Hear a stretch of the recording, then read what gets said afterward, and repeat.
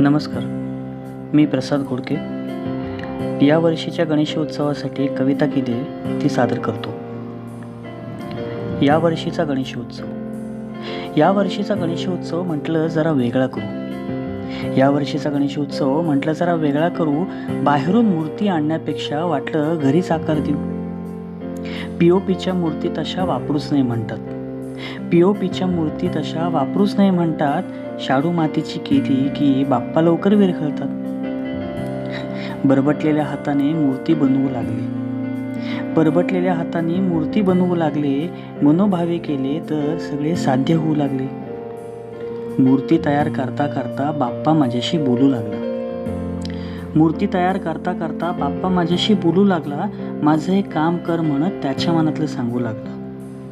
मूर्ती तयार करता करता बाप्पा माझ्याशी बोलू लागला. माझं एक काम कर म्हणत त्याच्या मनातलं सांगू लागला. म्हणे कान जरा छोटे ठेव अगदी सुपा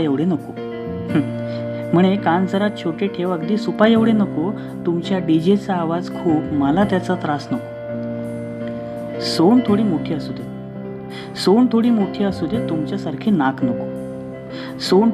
असू दे तुमच्यासारखे नाक नको.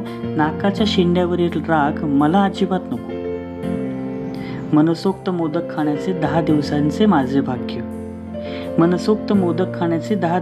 माझे भाग्य. पाय मोकळे सोडू नको, पचनासाठी पद्मासनच योग्य.